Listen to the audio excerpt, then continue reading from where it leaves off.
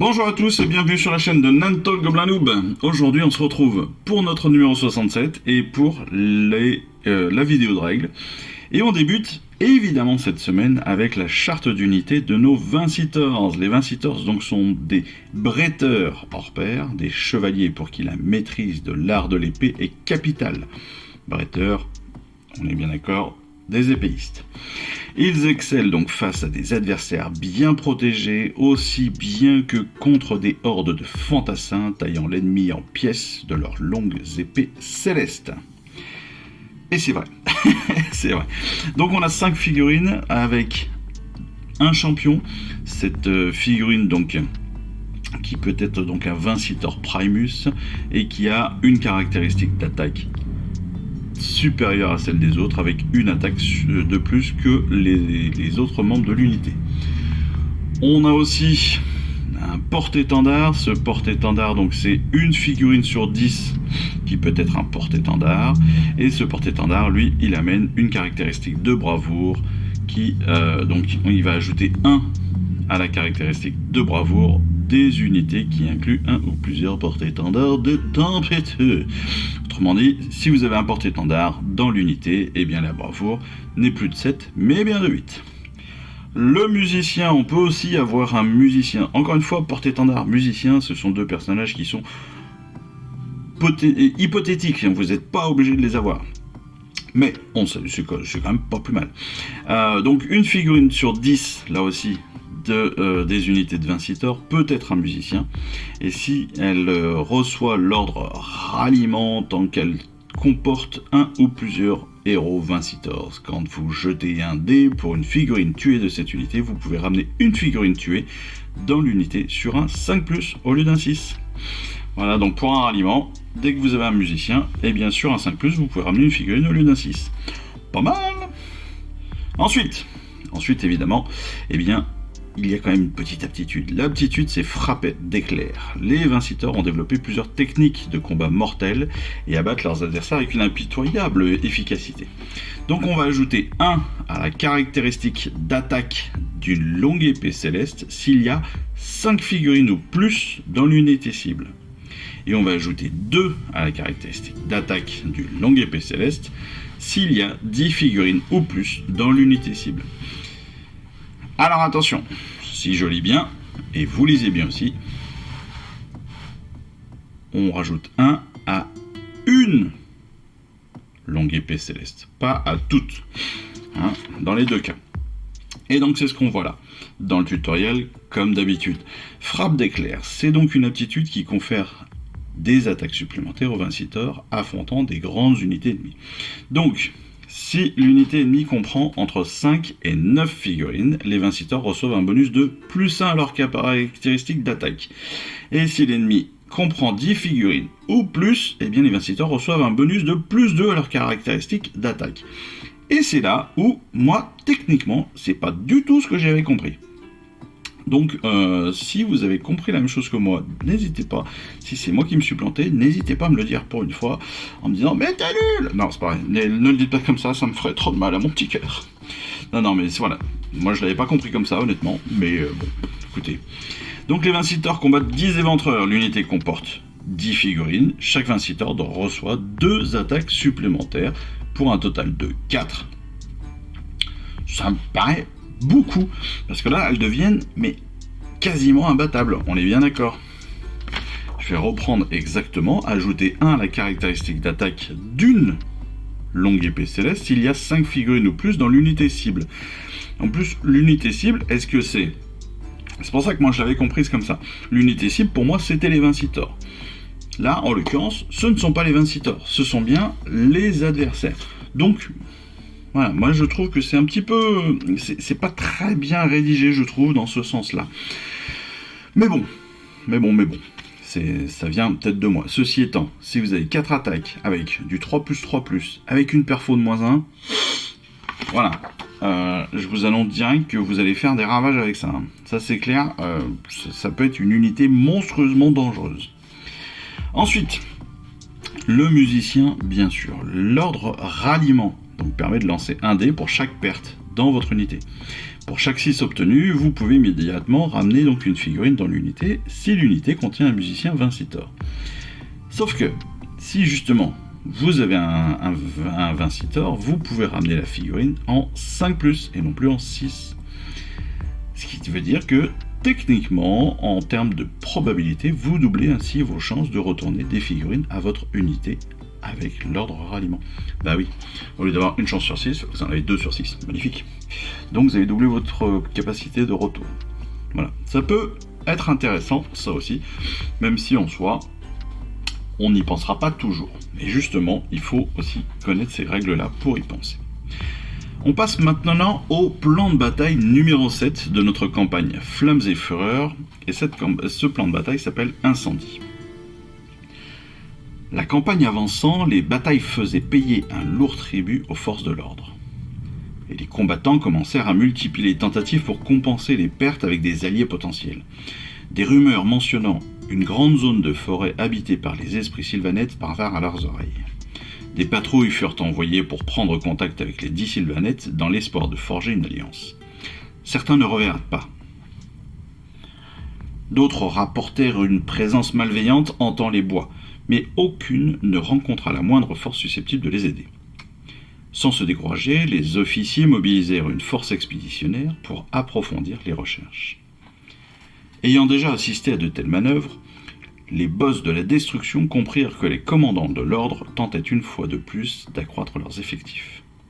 Conscient du danger représenté par un adversaire ainsi renforcé, le Bosquitus Naglak Fracasmur envoya des meutes brûler et détruire toutes les zones susceptibles de fournir des ressources ou des alliés aux Sigmarites.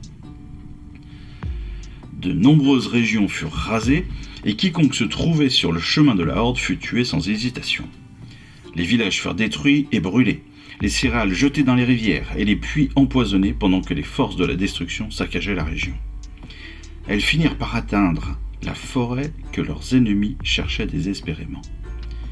Rechignant à passer sous le couvert des arbres, les Oruks forcèrent des groupes de Grotz et de Hobgrotz réticents à entrer dans les bois.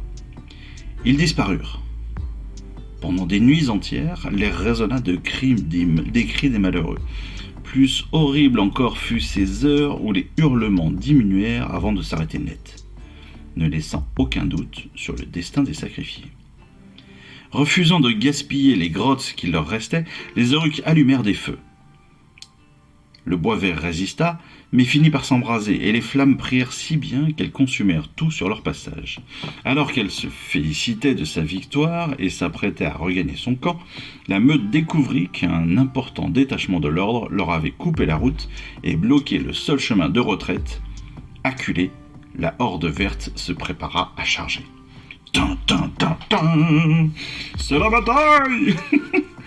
Et oui, ça va être la bataille, évidemment. Donc, on va prendre dans nos armées 3 options de héros et 5 options de troupes, comme on en a l'habitude maintenant.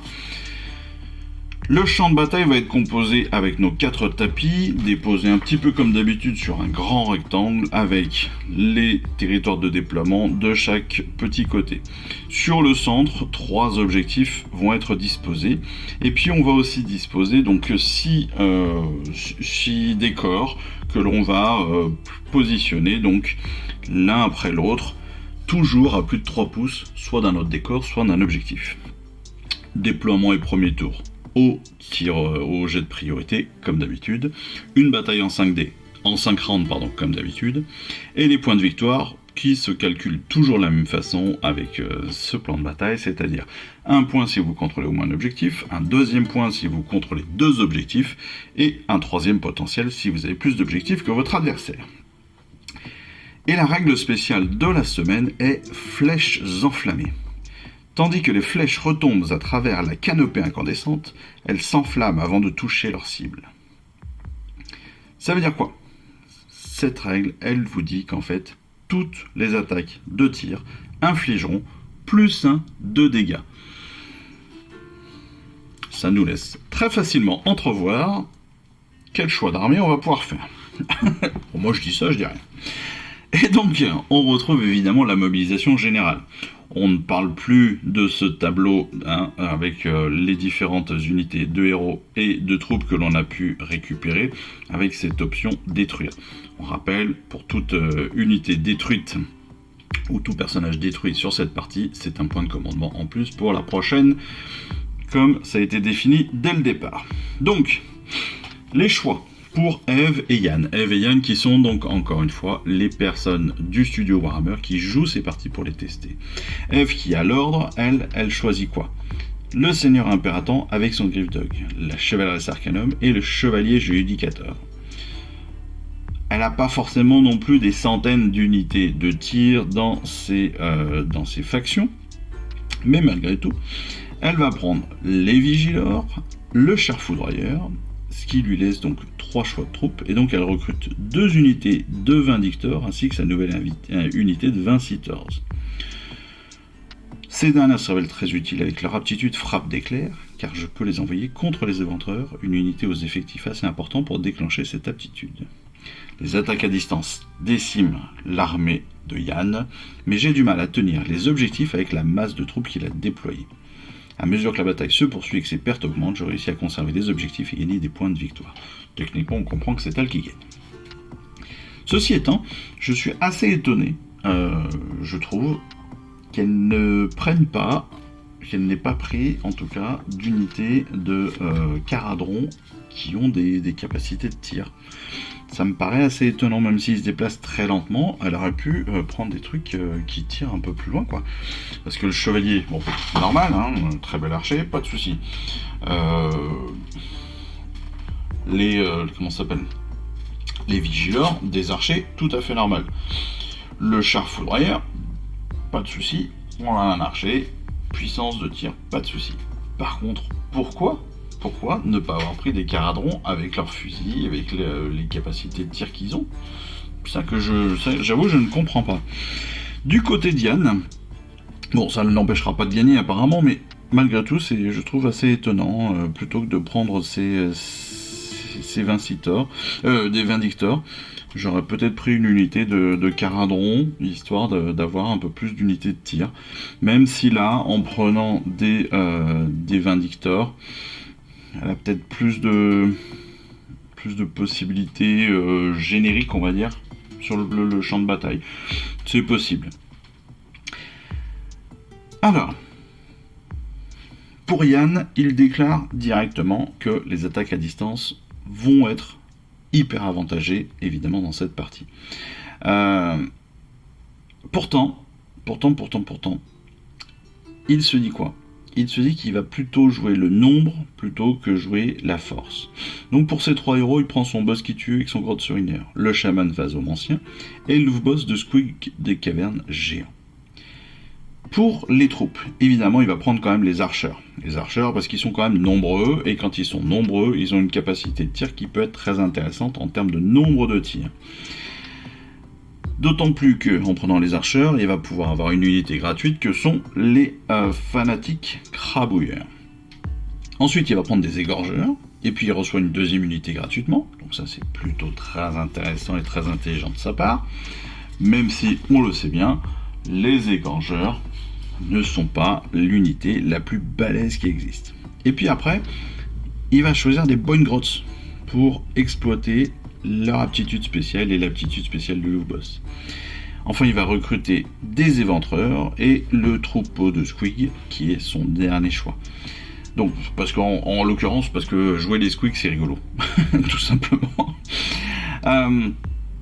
Et donc ces forces évidemment vont pouvoir faire des ravages, mais elles sont quand même c'est quand même des unités assez fragiles.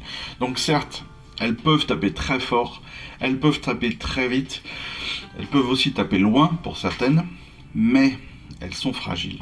Et donc dès que les Stormcast vont prendre un petit peu de supériorité, vont prendre des positions, ça va être tout de suite plus compliqué, même si il va pouvoir prendre quand même, du fait d'avoir des unités quand même très nombreuses, il va pouvoir quand même avoir une capacité à aller récupérer des objectifs et gagner pas mal de points, même si je pense que ça va être sur un second temps Je pense que ouais, ce sera certainement sur un second temps, sur la fin de partie, tour 3-4. Voilà. Bon, bah écoutez, j'espère que ce petit débrief des règles de la semaine vous aura plu. Avec ce petit point de précision, encore une fois, sur notre aptitude de Vinci Sitters, frappe d'éclair, qui pour moi dans son intitulé n'est pas très très clair justement, même si quand on prend derrière le tutoriel, c'est plus facile et c'est plus utile d'ailleurs, parce que dans ma définition à moi, cette aptitude n'était pas si avantageuse. Là en l'occurrence, on est sur une frappe d'éclair qui est monstrueuse de puissance et c'est tant mieux pour les Stormcast. Voilà, j'ai que ça à dire. Donc, écoutez, j'espère que tout cela vous aura plu, j'espère que ça vous aura intéressé. Je vous remercie encore de me suivre dans cette aventure, de jouer avec moi, de regarder toutes ces vidéos que je vous mets à jour toutes les semaines. Et puis, je vous retrouve très bientôt, je l'espère, pour notre prochain colis et nos prochains fascicules, nos prochaines figurines, nos prochains montages, et puis tout le reste. Voilà, écoutez, je vous embrasse, je vous dis à très vite. Allez, ciao, bye bye. Je vous remercie d'avoir suivi cette vidéo. Si ça vous a plu, eh bien abonnez-vous, lâchez un petit like et un commentaire et suivez-moi sur Instagram. Instagram où je poste régulièrement des photos de mes dernières réalisations et dernières peintures. Et puis comme il est maintenant de tradition sur la chaîne, je vous souhaite une excellente fin de journée et surtout, lisez bien, collectionnez bien, assemblez bien, peignez bien et jouez bien. Allez, je vous embrasse et puis je vous dis à très vite. Allez, ciao, bye bye.